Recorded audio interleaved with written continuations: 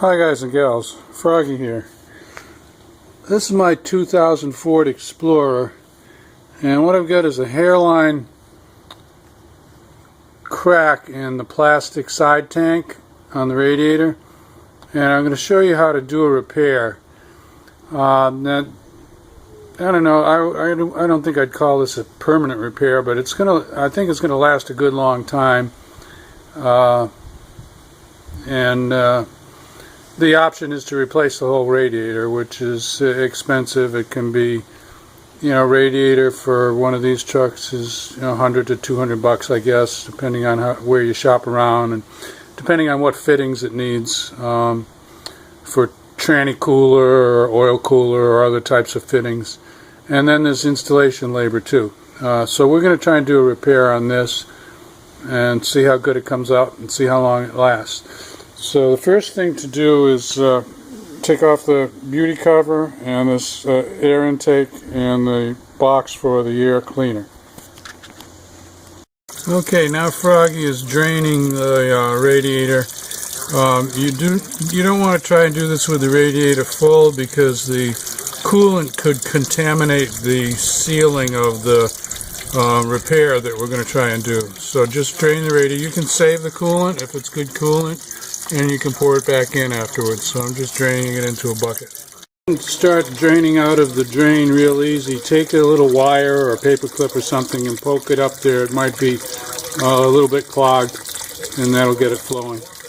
Okay, I'm spraying brake cleaner. You need to have this area very clean. I just want to get a look at the crack.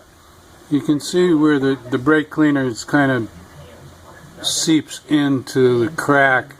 At the top there, it's just below that first rib, and it goes through the second rib, and then it goes down to that where there's like a number. So it's a couple of inches, probably 2.5 inches long, and then I don't think it goes below that number. I think it stops at that number. So now what I'm going to do now is I'm going to I got to grind off that rib so that I can get the patch down on there good, and I'm going to rough it up real good. So I'm going to get some sandpaper and maybe my Dremel and whatever I need to get this surface area roughed up. Here's my Dremel. I put a little cutting wheel on the end of it, and you can see I'm just kind of cutting or shaving that rib off. I want to be able to do a nice flat patch from here up here down to there, and I don't want it to leak at the rib. It's going to be all flat. I'm not going to video the whole thing, but I'm just sorry, a little bit out of frame there. Yeah, I'll show you what I'm doing. Just like that, okay?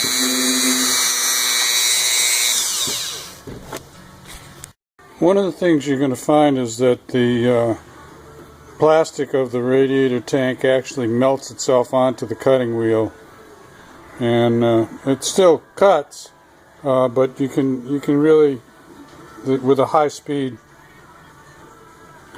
cutting wheel like this, you're kind of melting this as much as you're cutting it. I'm going to try this wire brush and see if I can rough it up that way. Some of the area around upper and lower from where that rib was. Okay, well, here's the tool that I used to end up getting that rib off. It's called a die grinder. It's air powered, and the little Dremel just wasn't getting the job done. It wasn't a big enough tool. This has got an abrasive, some kind of a ceramic or some kind of a wheel, abrasive wheel on the end, and it's got a nice shape to get in there. Actually, I'll show you one little shot here.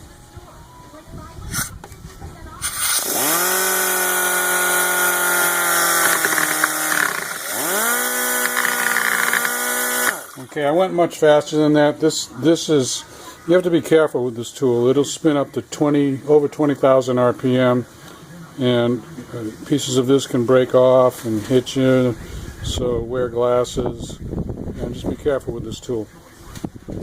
Anyway, I have got that rib all taken off there. Now I'm going to go back to my hand sanding and sand it and rough it up real good, and then I'm ready to start patching it. Okay, I'm ready to put the patch on. Now I'm going to drill a hole at the bottom and at the top of the crack, and that's to stop the crack from spreading.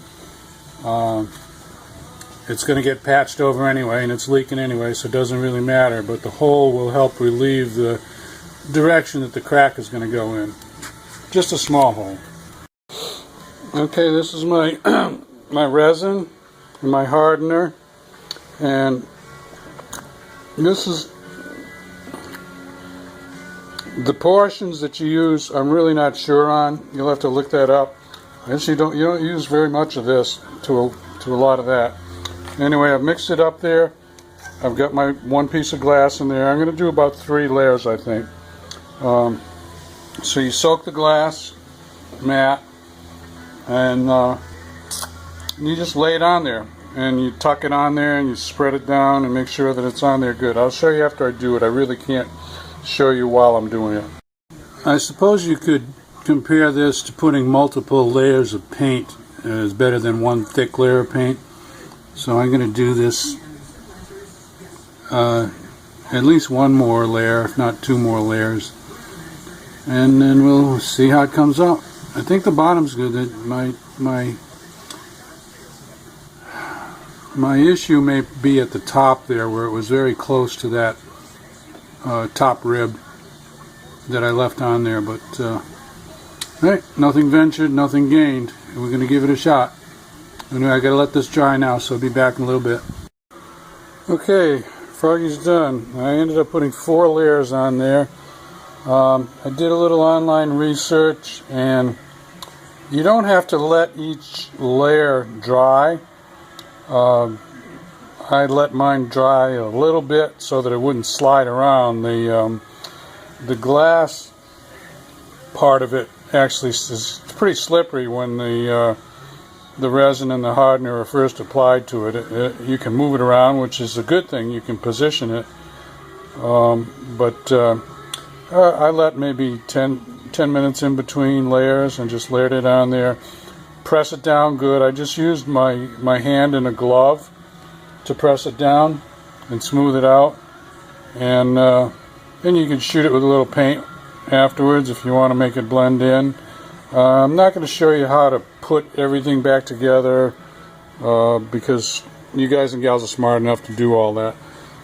I will post at the end of the video tomorrow or the next day if it holds coolant, which is the whole point. So I'm going to put this video up now, but there'll be a notation or a comment at the end of it whether it was successful or not. Anyway, I hope you enjoyed that. I enjoyed doing it for you and showing you how to do a fiberglass repair on a plastic radiator end cap. That's all I got. If you liked it, give me a like or thumbs up. If you want more from Froggy, subscribe to my channel. It's always free. Okay, guys and gals, Froggy out. Bye-bye. Of course, don't forget to put your coolant back in.